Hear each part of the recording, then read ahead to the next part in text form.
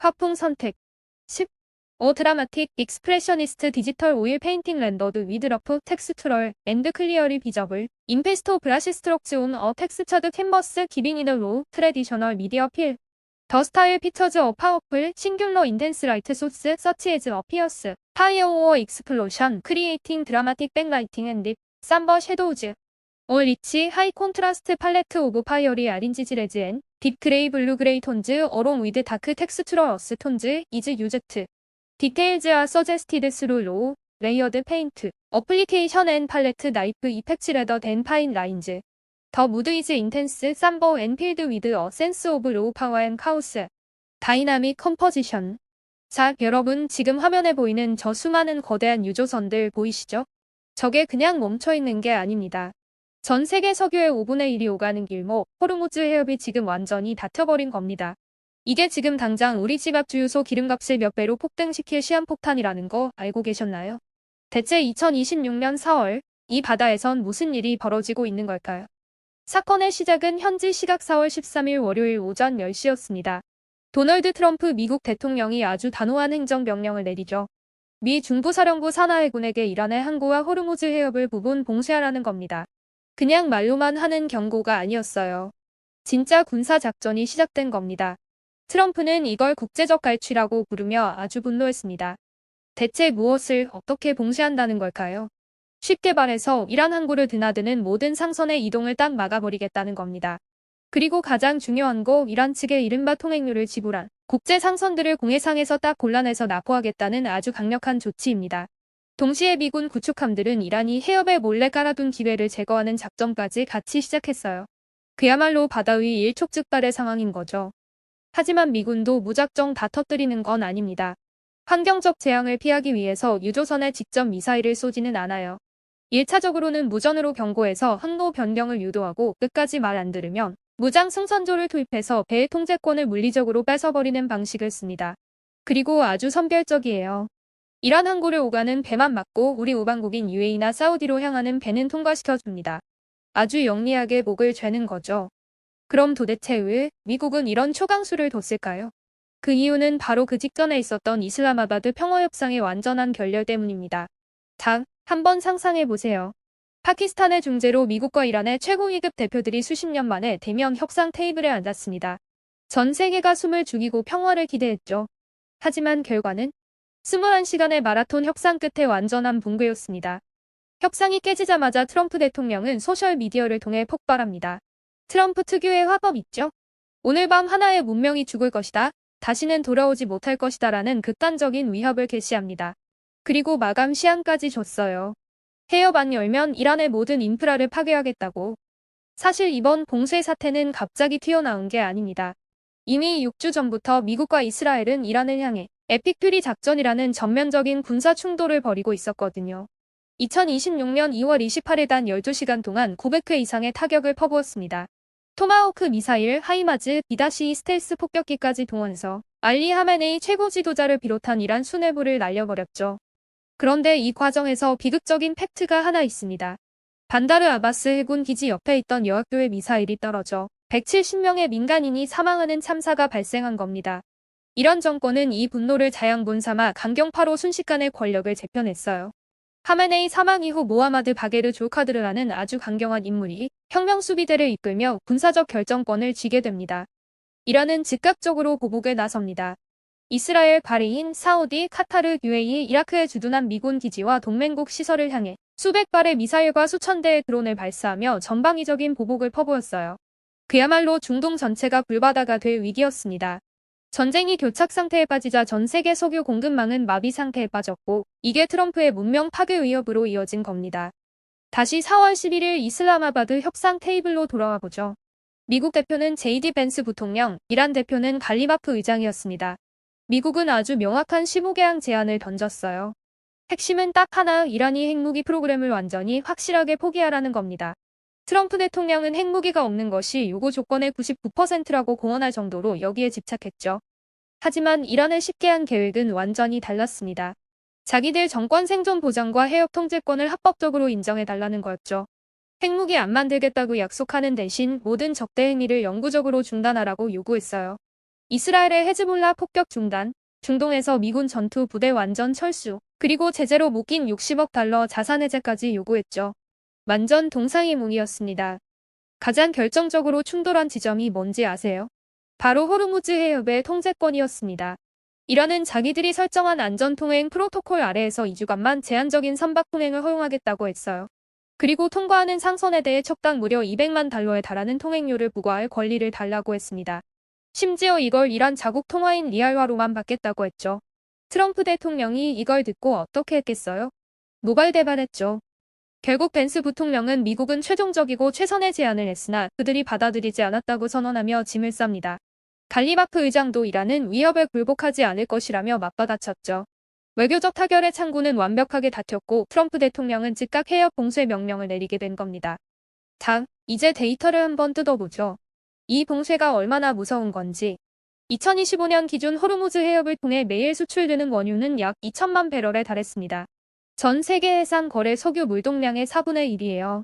특히 중국과 인도가 44%를 가져갔고 한국과 일본은 거의 절대적으로 이 항로에 의존합니다. 그런데 2월 28일 전쟁 시작 이후 해협 물동량은 사실상 마비 상태로 전락했습니다. 상품 데이터 분석 기관 케이플러 집계에 따르면 2026년 4월 1일부터 12일 사이 호르무즈 해협을 통과한 선박은 단 27척에 불과했습니다. 이전 수치에 비하면 그야말로 극소량 수준이죠. 이렇게 물류가 대란이 나니까 중동 산유국들은 유정 밸브를 잠가야만 했습니다. 유송선이 부족해서 저장 탱크가 빠르게 한계치에 도달했거든요. EIA 보고서는 3월에만 하루 750만 배럴의 원유 생산이 중단되었고 4월에는 이 강제 생산 중단 규모가 하루 910만 배럴로 치솟을 것으로 추산했습니다. 이러한 공급망 붕괴의 충격은 국제 유가의 폭등으로 즉각 현실화되었습니다. 트럼프 대통령의 해협 봉쇄령 발표 직후 아시아 시장이 개장하자마자 브렌트유 선물 가격은 단숨에 배럴당 102.8달러까지 치솟았어요. 미국 서부 텍사스산 원유 가격 역시 배럴당 104.69달러까지 폭등했습니다. 시장 분석가들은 이란이 호르무즈 해협 우회로인 사우디 석유관마저 타격할 경우 현재의 위기가 통제불능의 전면적 경제 재난으로 비화할 수 있다고 경고하고 있습니다. 경제적 타격이 커지는 가운데 트럼프 행정부의 독자적인 군사 노선은 국제 무대에서 심각한 균열을 초래했습니다. 미군의 호르무즈 봉쇄 작전에 유럽 정부들은 참여를 거부했습니다.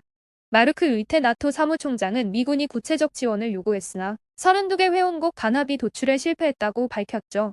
영국, 오스트레일리아, 스페인 등 핵심 동맹국들이 일제히 참여를 거부했어요. 트럼프 대통령은 유럽의 비합조적 태도에 격분하여 미국이 나토에서 탈퇴하는 방안을 강력히 고려 중이라고 으름장을 놓았습니다. 외교적 고립과 함께 가톨릭 교황청과의 사상 초유의 마찰도 발생했습니다. 프란치스코 교황의 후임이자 역사상 최초의 미국인 출신 교황인 레오 14세는 평화협상 결렬 직전 철야 기도회에서 전능함에 대한 망상이 전쟁과 파괴를 부추기고 있다고 탄식하며 우회적으로 미국의 이란 공격을 비판했습니다. 이 발언에 트럼프 대통령은 분노하여 에어포스원 비행 중 기자들을 만나 전례 없는 수준의 인신공격을 가했습니다. 트루스 소셜을 통해 레오 교황은 범죄에 유약하고 외교 정책에 형편없다고 직격탄을 날렸죠. 이어 내가 백악관에 없었다면 그는 바티칸에 있지도 못했을 것이라며 자신이 적대국의 군사력을 행사하는 것을 비판하는 자유주의 성향의 교황을 결코 지지하지 않는다고 맹비난했습니다. 트럼프 대통령의 언사 중 가장 큰 파장을 일으킨 것은 4월 7일에 남긴 포스팅이었습니다. 오늘 밤 전체 문명이 죽을 것이다. 다시는 돌아오지 못할 것이다 라는 발언을 두고 국제법 학자들과 인권단체들은 즉각 반발했습니다. 미군 법무참모를 지낸 제프리 콘과 인권 변호사 자밀 제퍼 등 전문가들은 특정 국가의 전체 인프라를 파괴하겠다는 선언은 민간인에게 공포를 조장하는 행위로서 테러리즘의 정의에 부합하며 국제형사법상 명백한 대량학살 의도를 시사하는 것이라고 지적했습니다. 미군의 군사작전과 팩트가 실시간으로 보도되는 이면에서 X와 레딧 등 글로벌 대형 커뮤니티에서는 이번 사태를 둘러싼 날것의 반응, 조롱 섞인 밈, 그리고 음모론이 무서운 속도로 확산되고 있습니다. 특히 트럼프 대통령이 이란에 불법적인 통행료를 낸 상선들을 공해상에서 색출하여 안전통행을 불허하겠다고 발표한 내용의 현실성이 가장 큰 도마 위에 올랐죠. 유저들은 도대체 선박들을 납포해서 어쩌겠다는 건가?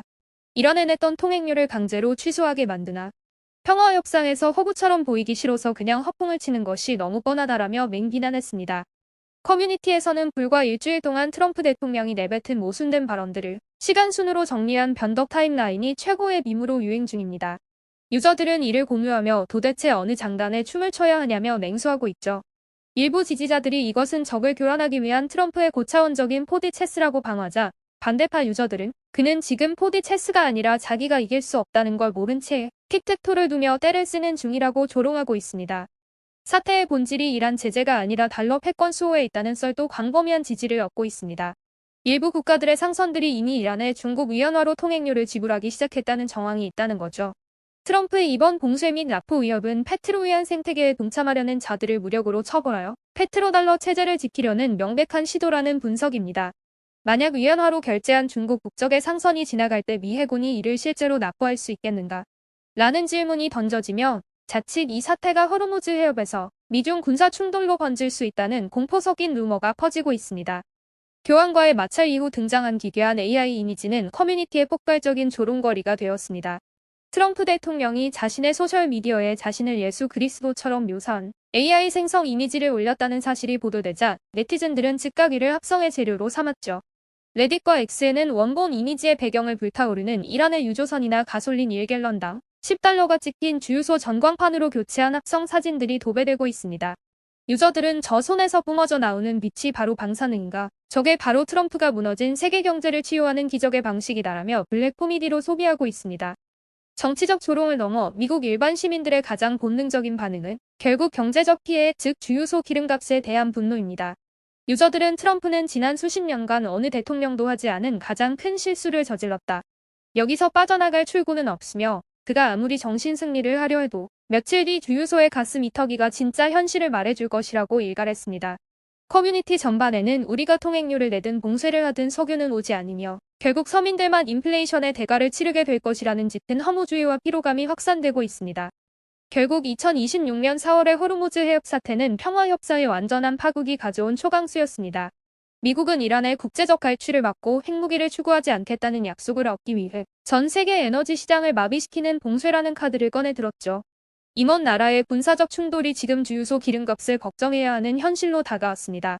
과연 이 치킨 게임의 끝은 어디일까요? 전 세계는 지금 폭등하는 유가와 인플레이션의 공포 속에 트럼프 대통령의 입만 바라보고 있습니다. 이상, 뭔데뭔데의 작가였습니다.